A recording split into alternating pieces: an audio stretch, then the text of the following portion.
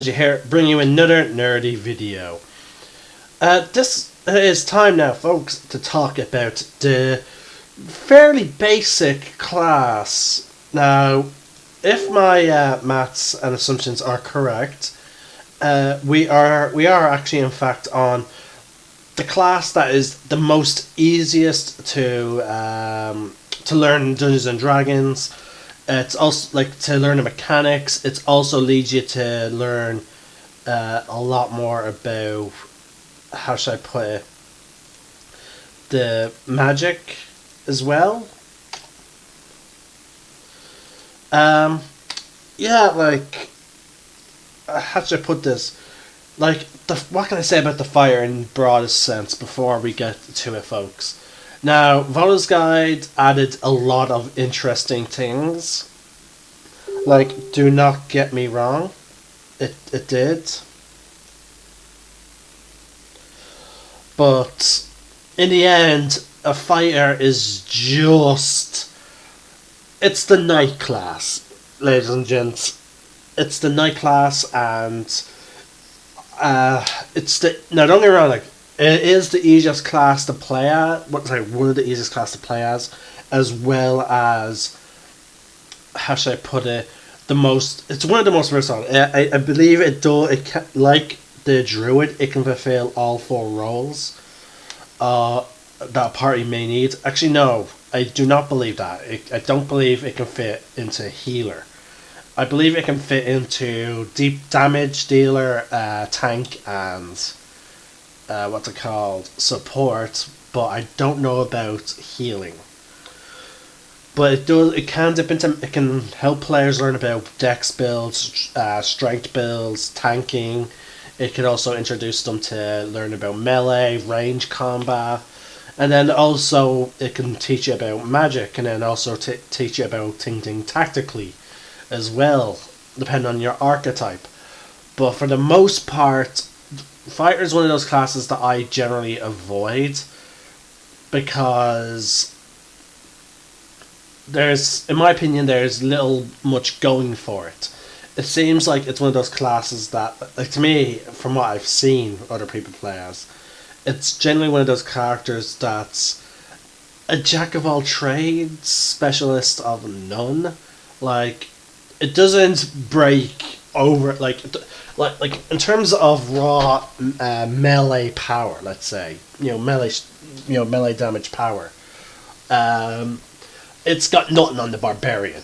It literally will have nothing on the barbarian. A barbarian will fucking demolish a fighter in a straight up brawl.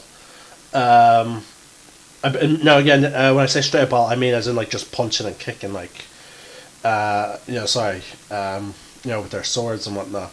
Um, and it has nothing on tank like it has nothing on tanking compared to some of the other specialist class, like the classes that are by definition, even by their vanilla class, are gonna tank. Like paladin, paladin and barbarian, like those two alone, just by their class alone, can be ridiculously tanky, as well as ridiculously damage dealing.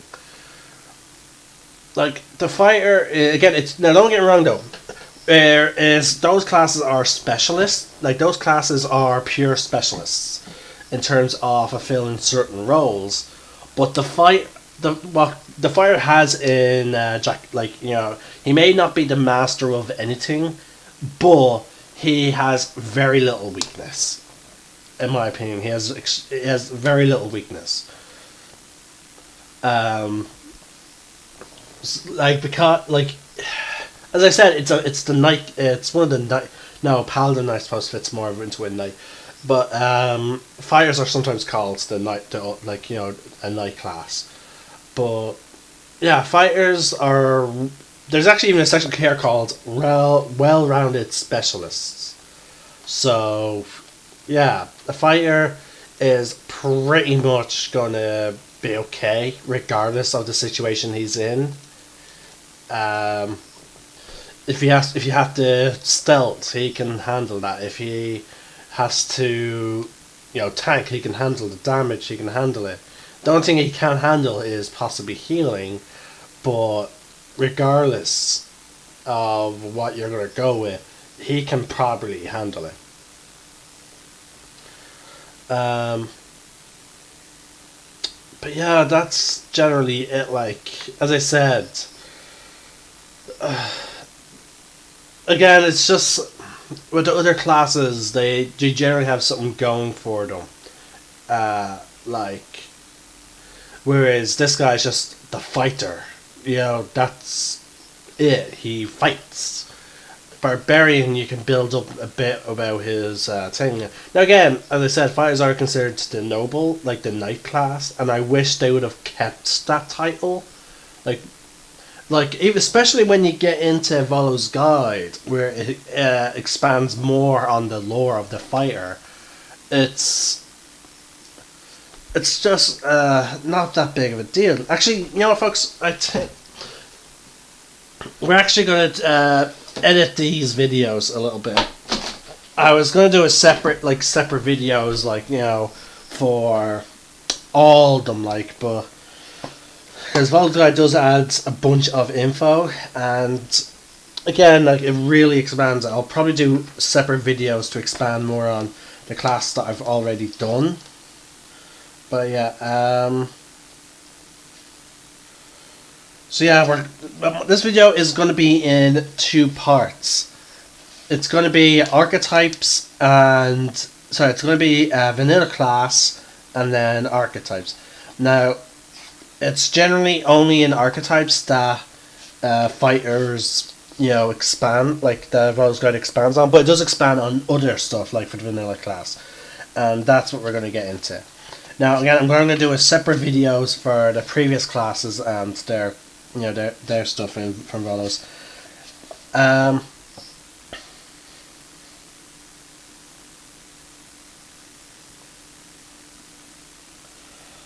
So yeah, that's okay. Let's just go into, first we'll do Vanilla Fighter, PHP, and then we'll do Vanilla Fighter. Sorry, the expanded fighter on Volo's. Now, when I say Vanilla Fighter, again, this video is going to be talking about just them in general. Sorry, this video is going to be their vanilla version, and then we'll get into their archetypes later down on the road in their part 2. So here's what the book describes that, okay? A human clanging plate armor holds her shield before her as she runs towards the masked goblins. An elf behind her, clad in studded leather armor, peppers the goblin with arrows loose from his exquisite bow. The half-orc nearby shouts orders, helping the 2 combatants coordinate their assault to the best advantage. A dwarf in chainmail interposes his shield between the ogre's club and his companion, knocking the deadly blow aside. His companion, a half elf in scale armor, swings 2 scimitars in a blinding whirl as she circles the ogre, looking for a blind spot in its defences. A gladiator fights for sport in an arena, a master with his trident and net, skilled at toppling foes and moving them around for the crowd's delight, and his own tactical advantage. His opponent's sword flares with blue light. An instant before, she sends a lightning flashing forth to smite him. All of these are heroes. All of these heroes are fighters, perhaps the most diverse class of characters in the worlds of Dungeons and Dragons. Questing knights, conquering overlords, royal champions, elite foot soldiers, hardened mercenaries, and bandit kings. As fighters, they all share an unparalleled mastery with weapons and armor, and true knowledge of skills of combat. They are well acquainted with death, both meting it out and staring it defiantly in the face. So yeah, that is a brief. That's a description of multiple fighters fighting either against each other or with each other. The first one, it hints at some of the archetypes that you'll get. Now we have the next section called Well-Rounded Specialists. Fighters learn the basics of all combat styles. Every fighter can swing an axe, fence with a rapier, wield a longsword or a greatsword, use a bow, and even trap foes in a net with some degree of skill. Likewise, a fighter is adept with shields and every form of armour. Beyond that, the basic degree of familiarity. Each fighter specialises in a certain style of combat. Some concentrate on archery, some on fighting with two weapons at once, and some on augmenting their martial skills with magic. This combination of broad general ability and extensive specialization makes fighters superior combatants on the battlefields and in dungeons alike. Now again, as I said, fighters is like, now again they can, don't get me wrong, like I understand they could be some people's favorite class. I'm not saying they're weak, that far from it, but there's broad, how should I put it? Their sense of jack of all tradesmanship, like in terms of being a class. Like, say with druids, they have the unique ability, like, you know, I don't, again, maybe it's just me not thinking much on fighters, but like, yeah, like look at a druid. The druid's like in my previous video, I said that a druid can fulfill all four roles extremely easily, but they have the added flavor of a druid would never use metal. A druid either worships a god of nature or nature in general, and they try and act as the agents. You know, like a druid has a lot going for it. With a fighter, you're just either a mercenary. Like again, I gave you some examples there, but the very standard, typical approach I've seen is just, you know, oh, I'm a knight. Yeah. Or a mercenary for those that want to play a bit of a alignment, morally questioned character. But yeah, like it's just, again, it's just if I want to play a melee character, I'd rather personally. Now, if I'm playing a melee character, like, or a knightish type of character, I'd rather go a paladin. You know, personally, I'd rather go a paladin. But there, now, granted, Volsga did add one fighter class that I would be considering playing. I would consider playing, and I did have fun with it. And again, don't get me wrong, folks. In all of these characters, I do see myself having some degree of fun, but like again, the class that I was referring to be honest with you, even though I enjoyed it, a part of me wanted to multi-class into a ranger.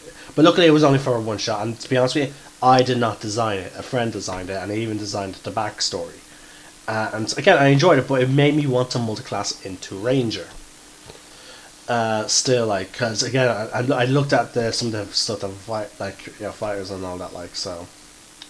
Again, it's just the fact that, like, they don't get unique until level 3. That's where it comes down to for me. Anyway, they're trained for danger.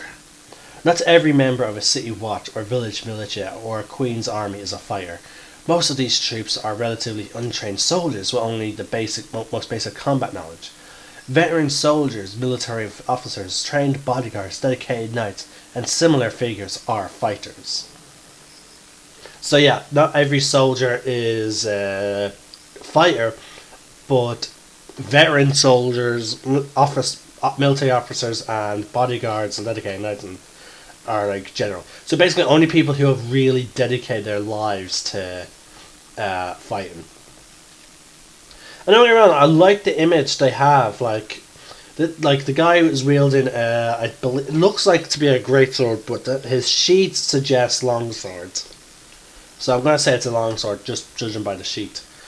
The guy has the image they use for this, and I'm going to probably use it for my video, is a Chultian. Now again, I believe he's Chultian because from what I gathered from the D&D world, that people of that skin tone are generally Chultian. He has cool armor on. I'm guessing chain or something, like it's a medium armor, I believe. He has like a long sword resting on his shoulder. He has that in one hand. He then has a spear and a shield, and then on it, and you can see very visibly on his belt in front of him 2 extra daggers. So like this guy is nearly decked out weapons, like, you know. So yeah. Oh, there you go. Now here's where it gets into more about the train for danger. Some fighters feel drawn to use their training as adventurers. The dungeon delving, monster slaying, and other dangerous work common among adventurers is second nature for a fighter, not all that different from the life he or she left behind. There are great risks, perhaps, but also much greater rewards. Few fighters in the City Watch have the opportunity to discover a magic flame tongue sword, for example. So, now as I said, the class tells you what you do. See, like with wizards, there's so many different skills, each greatly varying the wizard. And again, don't get me wrong, like the wizard has some plainness to him, but the wizard comes with so much extra more, with the fact that like, oh, you're supposed to be this really intelligent character, but at the same time, if you get into trouble, if you're generally trying to avoid, like, the way the wizard is portrayed, you get the sense that like he wants to avoid combat. He'd rather, like, a wizard is rather trying to collect knowledge, you know.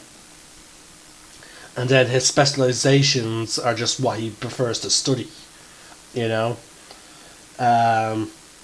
No, so yeah, but it's just that the fighter, maybe it's just like, even, I can't say it's not just, you know, boom boom boom, bash bash bash, you know. And again, as I said, when it comes to playing like a warrior type character, there's three that I'd rather go to. Like, there's the barbarian, ranger, and paladin even. I don't know, it's just something about the fighter that just doesn't click with me unless it's a particular archetype. But anyway, let's move on. Like, and again, here's another example of when people play fighters that I know of. I have a friend who always plays a fighter, but only at level 1. Or he'll level up to 3, but that is it. Once he does that, he multi-classes into Warlock, his favourite class. The only reason why he goes fighter is for the proficiencies. That's it. That's all he wants. And again, that's the sort of sad thing about it. Like, again, if anyone prefers playing a fighter, or if it's clear that I am missing something about the fight, even as I'm reading this, please let me know what I'm missing. Why is it that, like, I can't be excited to play a fighter? Why am I not getting excited? Like, why am I not feeling the excitement that I do for other classes? Like, even a cleric, like, I say a cleric seems more exciting to me, even though that's a class that I have quoted and said it's the last class I'd rather play. But that's just, I think that's just due to my subconscious bias between when it comes to religion. But then again, like, even clerics is more appealing than this in terms of lore and in terms of how should I put it? In terms of lore and in terms of just what makes seem more fun. Whereas with the fighter, yeah, I'd rather play a fighter before cleric, just because I would rather avoid playing the overly religious character, which I'm getting turned around to. I'm getting turned around to, like I'm starting to really get the idea of maybe making like a Grave Domain cleric because of a game that I play on Wednesdays, where I play a religious necromancer who's basically inspired by the necromancers of Diablo 3. But yeah, I don't know. It's just I'm missing something about the fire. Now, maybe it's because he's just so straightforward. You know, like there's no danger playing him, like in role playing wise or mechanic wise. But anyway, creating a fighter. As you build your fighter, think about 2 related elements of your character's background. Where did you get your combat training? And what set you apart from the mundane warriors around you? Were you particularly ruthless? Did you get extra help from a mentor, perhaps? Because of your exceptional dedication, what drove you to this training in the first place? a threat to your homeland, a thirst for revenge, or a need to prove yourself might all above the factors. I didn't understand that last sentence. You might have enjoyed formal training in a noble's army or in a local militia. Perhaps you trained in a war academy, learning strategy tactics and military history. Or you might be self-taught, unpolished but well tested. Did you take up the sword as a way to escape the limits of life on the farm? Or are you following a proud family tradition? Where did you acquire weapons and armour? There might have been military issue or family heirlooms. Or perhaps you scrimped and saved for years to buy them. Your armaments are now among your most important possessions, the only things that stand between you and death's embrace. Now, here is the quick build, folks. Yeah, your highest stat should be either strength or dexterity, depending on whether you want to focus on melee weapons or archery, or even finesse weapons. Keep in mind, folks, there are finesse weapons such as short swords and daggers. They are melee weapons, but they use dexterity. I also have my own plethora. I have things called exotic weapons that I got from Tumblr, and they have more finesse weapons as well. So there's plenty of them.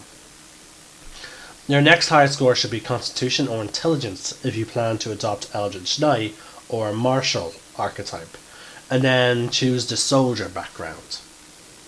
Now, folks, we're not going to go into your class features just yet. We're going to go into the vanilla stuff, the table that I read out.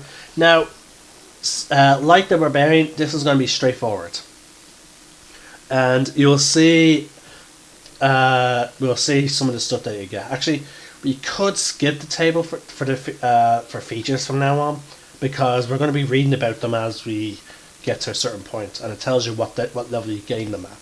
So okay, let's actually go straight into features then. Actually, your hit dice is 1d10 per fighter level.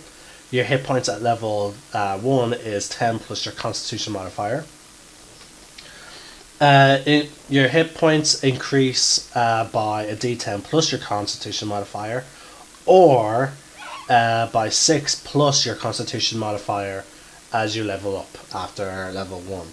Now again, that's if you want to roll. Now again, your default is a 6. So you can either take the 6 plus your con. Let's say your con is plus 3. That will give you 9. But the thing is, though, if you roll a 7, you get 10. If you roll an 8, and so forth, to a maximum of 13. So it depends on what you want you to gamble. Ooh, that's well. Alright. Your proficiencies. All armors and shields and weapons. I don't know why they didn't just say this. All weapons. You have no proficiency in tools, and your saving throws are strength and constitution. Okay. You get choose 2 skills from the following: acrobatics, animal handling, athletics, history, insight, intimidation, perception, and survival. Now keep in mind, folks, you'll get automatically some skills from your background. For example, I believe fighter automatically gives you athletics. So you could put acrobatics and history in there instead from your fighter class. Now, equipment. You start with the following equipment in addition to the equipment granted by your background: chainmail, chainmail or leather armor with a longbow and 20 arrows. So straight off the bat, if you're going to dex build, you can already get your longbow and 20 arrows before even picking other weapons. Or you can go chainmail. Your second choice is a martial weapon and a shield, or 2 martial weapons. So far, if I was to build a fire, I would be going leather armor with the longbow and 20 arrows, and I'll take 2 martial weapons. Most likely 2 short swords, if I'm going a dex build. And then next you have a light crossbow and 20 bolts, or 2 hand axes. I'll probably then take the 2 hand axes as handy little weapons instead of the traditional dagger. They're thrown weapons as well, I believe. So You also then get a choice of a Dungeoneer's pack or an Explorer's pack. Okay. Now, straight off the bat at level 1, you have an ability. You get to adopt a fighting style. Now, each of these fighting styles is a particular type of fighting that you prefer. For example, do you prefer using using range weapons? You can then take the archery fighting style and you get +2 to your attack rolls for all your ranged weapons. So whenever you're going to use a range attack, ranged weapon, you give it +2. There's also defense. So like I don't know how this is a fighting style, but it is. While you're wearing armor, you get a +1 to your AC. Okay. Dueling. You're proficient in fighting with one melee weapon in one hand and no other weapon in the other. And you gain a +2 bonus to your damage rolls with that weapon. I like that. My friend, I believe, took that, dueling. You just might remember him in the Lunar Guard Adventures. He was Inigo Montoya. He was a fencer. He used a rapier and he only fought with that. And then you have great weapon fighting. When you roll a 1 or a 2 on the damage roll for your attack, you can when you make a weapon, you can actually re-roll those dice, but you have to use the new result. And the weapon must be two-handed or versatile for you to gain this benefit.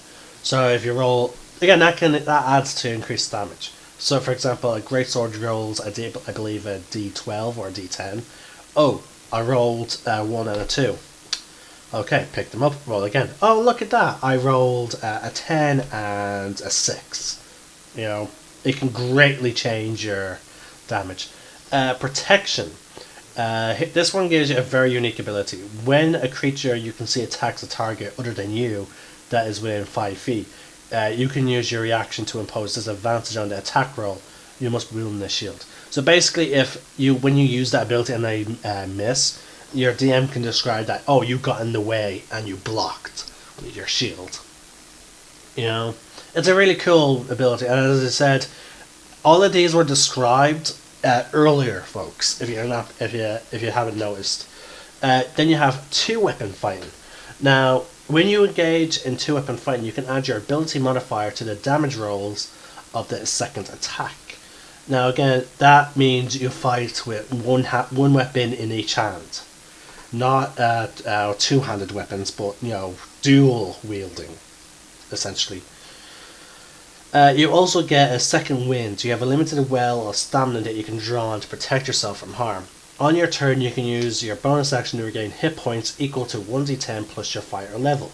You can only use this once, and then you must finish a short or long rest before you use it again. When you reach level 2, you can push yourself beyond your normal limits for a moment. On your turn, you can take one additional action on top of your regular action and a possible bonus action. Once you use this feature, you must finish a short or long rest before you use it again. Start at 17th level, you can use it twice before a rest and only once on a same turn. But only once. So basically, you get to make another action. Now, this is where the fighter really shines, folks, and I'll tell you why. The fighter will eventually get extra attacks. Oh, it's not coming up. We're going straight. Oh, yeah, there we go. Then you have your level 3. You have your martial archetype. We'll get into that in the second video. At 4th level, 4th, 6th, 8th, 12th, 14th, 16th, and 19th, you have your ASI. Now, I believe fighter has the most ASI improvements, to my knowledge. He has a total of 1, 2, 3, 4. He has 7 ASI, folks. And I do believe that is the most. So he can either improve so many of his skills, his ability scores, or he can take up to 7 feats. 5th level, you can now attack twice instead of once. When you take an attack action on your turn, the number of attacks increases to 3 when you reach a level 11 for this class, and to 4 when you reach 20th level. So let's say a 20 level fighter. Now remember, let's go back to action search, folks. At 20th level, you get 4 attacks whenever you take an attack action. Alright? Attack action.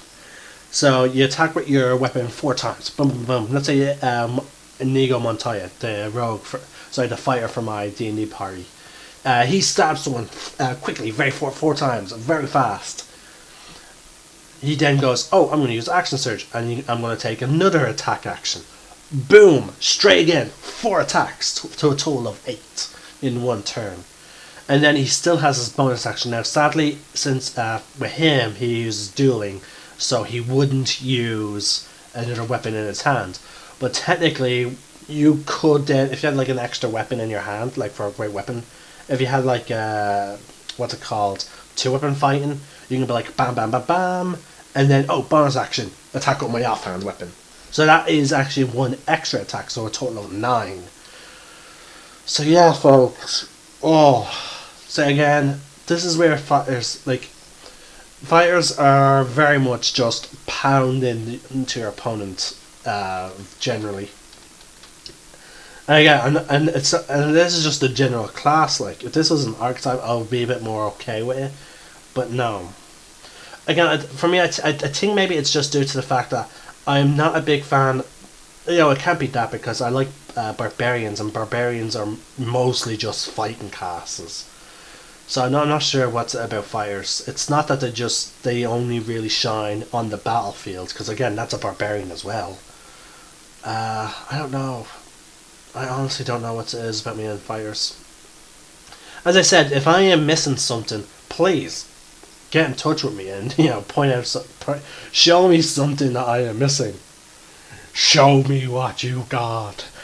Alright, now, at 9th level, you get the Indomitable ability.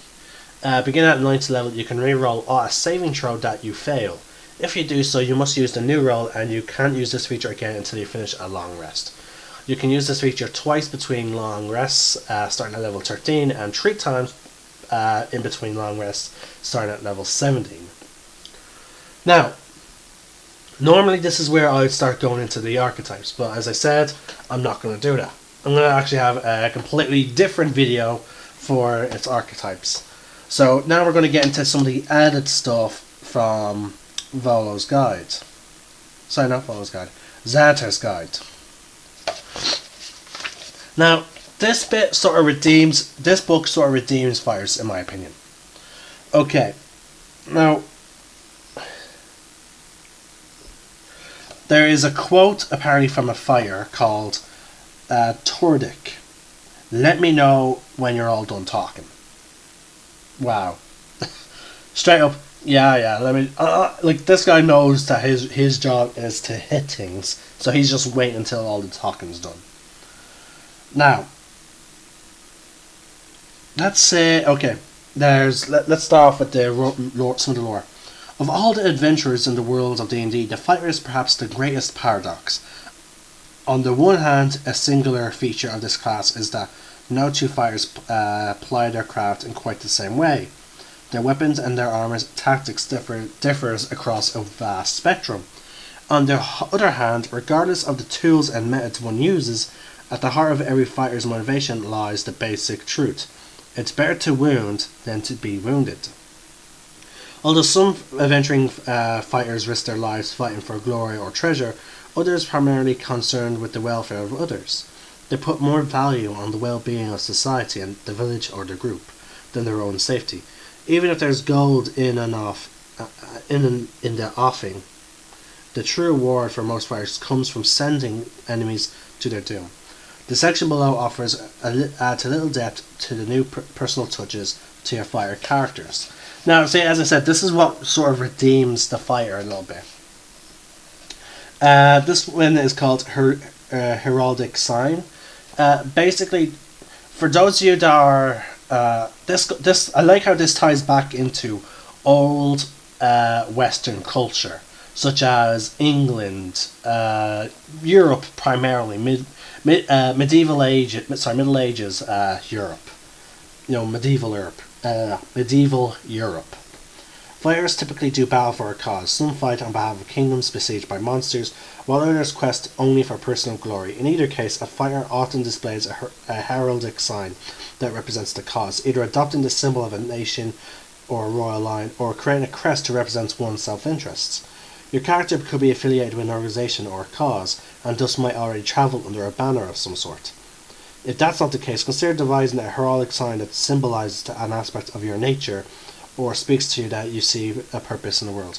Now, again, I like how it says you can design your own, but then they give you like 6 examples that you could look at for inspiration, or you could roll for or pick. You roll a d6, and we're not going to say the number, we're just going to say the signs in the order. A rampant golden dragon on a green field, representing valor and a quest for wealth. A fist of a storm giant clutching lightning before storm clouds, symbolizing wrath and power. Crossed greatswords in front of a castle gate, signifying the defense of a city or kingdom. A skull with a dagger through it, representing the doom you bring to your enemies. A phoenix in a ring of fire, an expression of an indomitable spirit.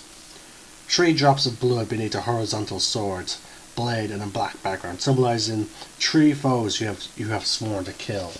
So yeah, folks, these are something that you can take. Now again, if your character serves someone else or whatever, you could talk to your DM about creating a different heraldic sign. And as I said, most players play their fighters as if they're knights. So yeah, it goes back to that. Now, remember how the book did talk about instructors? Well, here you go. Here's how you got your instructors. Now, there is, again, 6. So, here we go. Gladiator. Your instructor was a slave who fought for freedom in the arena, or who unwillingly chose the gladiator's life to earn money and fame. Now, again, this is just your instructor, so, like, was your instructor from the gladiatorial standpoint, you know? So yeah, it just means it doesn't mean you're a gladiator, it means your instructor at some point was a gladiator, or is. Military. Your trainer served with a group of soldiers and knows much about working as a team. City Watch. Crowd control and peacekeeping are your instructor's specialty. Tribal warrior. An instructor grew up in a tribe where fighting for one's life was practically an everyday occurrence. Street fighter. Your trainer excels at urban combat, combining close quarters work with silence and efficiency. Weapon master. Your mentor helped you to become one with your chosen weapon by imparting highly specialized knowledge on how to wield it most effectively. And then there's signature styles. Now, this is a way of describing how your character fights, you know. Again, it adds a lot of more depth to your character. Elegant. You move with precise grace and total control, never using more energy than you need. Brutal. Your attacks rain down like hammer blows, meant to splinter bone and send blood flying. Cutting. You dart into attack at just the right moment and use small-scale tactics to tilt the odds in your favour. Effortless. You rarely perspire or display anything other than the stoic expression in battle. Energetic. You sing and laugh during combat as your spirit soars. Your happiness when you have a foe in front of you and a weapon in hand. Sinister. You scowl and sneer while fighting, and you enjoy mocking your foes as you defeat them. That, my folks, is, again, that's just a small taste from Volo's guide on how it redeems fighters to me.